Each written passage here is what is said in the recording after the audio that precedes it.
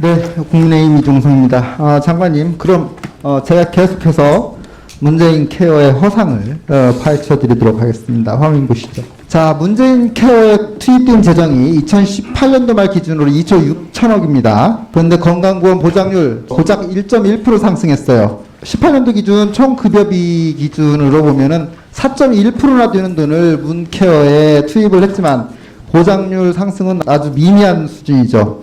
문제는 이 보장률 1.1% 상승했다는 국가 승인 통계, 건강보험 환자 진료비 실태조사가 과연 국민들 진료비 부담 실태를 정확하게 나타내고 있는가 하는 문제입니다. 해당 실태조사는 9만여 개 의료기관을 상급 종합병원, 종합병원, 의원으로 구분해서 2,105개, 약 2.3%의 표본을 분석한 결과입니다. 근데 이 표본을 구성하는 데 있어 각 의료기관별 일정 비율을 동일하게 구성하는 게 아니라 의료기관 종류별 분석 대상 비중이 다 달라요.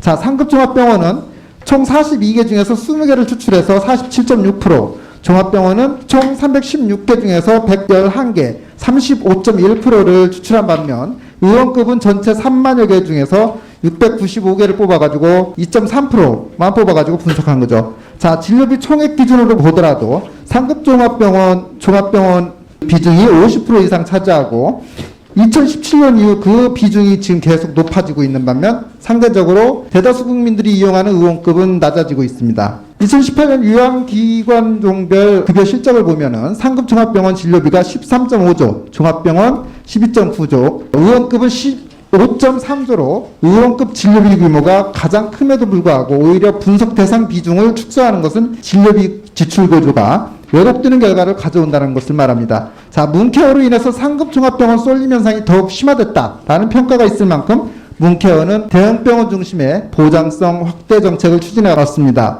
반면 의원급의 비급여 관리는 미흡한 상황이기 때문에 의원급 보장률은 낮아질 수밖에 없고 결과적으로 실제보다 건강보험 보장률이 부풀려질 수밖에 없다는 결론입니다. 바로 문재인 케어의 성과를 부풀리기 위해 인위적으로 통계를 만들었다고 판단되는 부분입니다. 치밀하지도 못하고 정책 효과도 불확실한 상태에서 막대한 건강보험 재정을 쏟아붓고 통계를 왜곡해서 보장성이 강화된 것처럼 국민을 기만하는 현 정부의 민낯인 것입니다. 앞으로 의료기관 정별로 전체 진료비 비중과 비례해서 조사 표본을 선정해서 분석해야 될 것이고 비급여 비중이 상대적으로 높고 국민들의 진료비 지출이 더 많은 의원급 표본을 대폭 늘려서 보장률 통계를 객관적으로 파악해야 할 것입니다.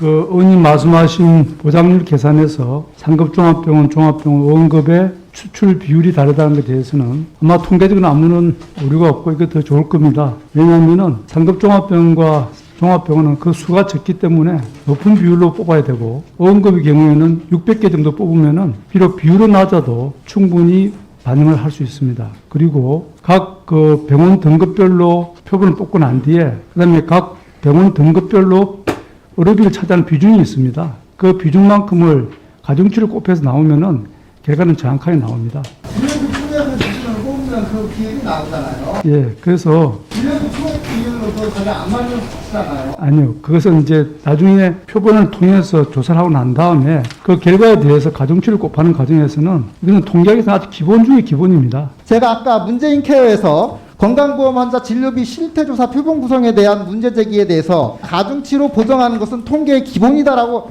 본 의원의 질의에 비웃는 듯한 태도로 대답하셨어요. 자, 근데 통계청에서 수시통계 품질단의 연구용역 실시 결과를 들어서 해당 조사에서 가중치로 이용하는 보정계수에서는 비급여 본인 부담을 반영하지 못하고 있다라고 지적한 바가 있어요. 현재 통계치도 그래서 살펴봐야 한다는 제 지적인데 왜 의원들의 질의에 대해서 그렇게 무시하고 폄하를 하십니까?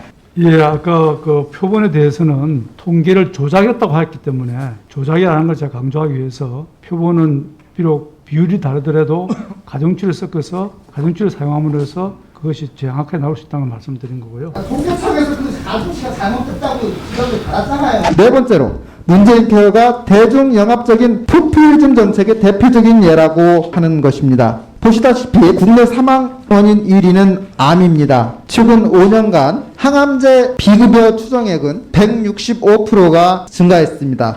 건강보험 청구 금액을 보면 급여 보장은 84%밖에 증가가 안 됐죠. 참고로 도표에서 말하는 공급 금액은 제약사들이 공급하는 가격이고 환자들이 실제 부담하는 금액은 그보다 훨씬 큰 금액이라는 것을 누구나 짐작할 수 있을 것입니다. 여기에서 보시는 것처럼 문재인 케어가 중증 암 환자나 희귀질환자 같은 생명과 직결되는 또 고가의 진료비가 소요되는 중증질환 치료나 치료제에 대한 보장성 확대보다는 선택진료비 폐지, 2, 3인실 상급병실 건강보험 적용, 추나요법, 상복부 초음파 확대, 눈 초음파 검사 등 다수의 경증질환 치료에 재정을 집중적으로 투입하고 있다는 것입니다.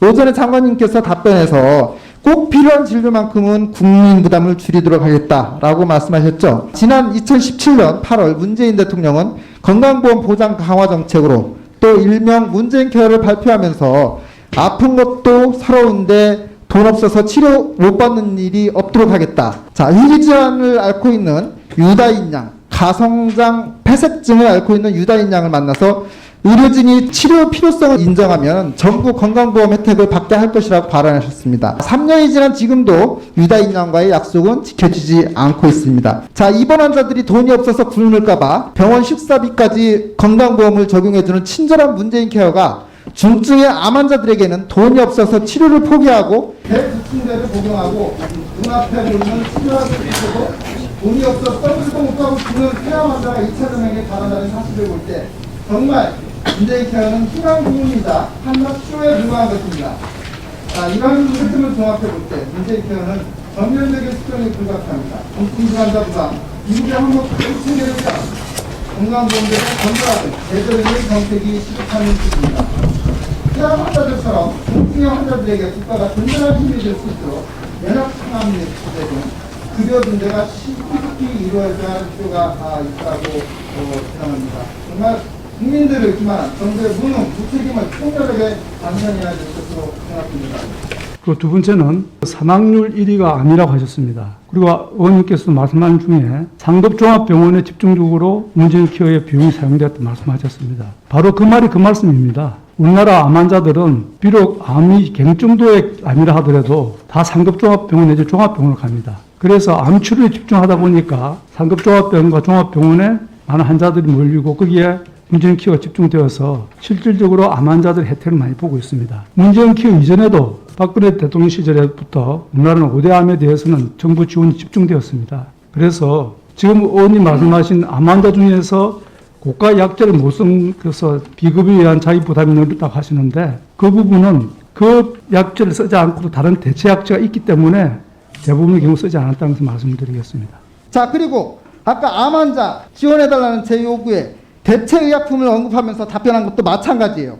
다들 아시잖아요. 항암제로 인한 부작용이 그만큼 많고 대신 약효는 또 거기에 기대치에 못 미치니까 환자들이 신약을 찾는 거 아닙니까? 이런 현장에 사실은 눈 감고 윤회하면서 그냥 여기서 말로만 때우려고 하는 그 장관님의 그 태도 정말 문제가 많아요. 자, 위원들의 질의는 국민적 관심사를 반영하고 정부의 자료를 바탕으로 심사숙고해서 준비한 거예요. 정부가 하는 일이 전지전능하고 무조건 완벽하다라는 그 자만심을 거들먹거리시지 말고 돌아보고 재점검하는 태도를 가져야 할 거 아닙니까? 아까 백신 문제도 마찬가지예요. 국회의원들이 혹시라도 가질지 모르는 국민들의 불안에 대해서 확인하고 해소하기 위한 것으로 이해하고 성심성의껏 검토해서 답변하셔야지. 그 백신을 내가 맞아보겠다. 그런 엉터리 같은 그 자세들이 어디 있습니까? 정부 하는 일은 무조건 믿어라. 그러면 국정감사가 뭐가 필요해요?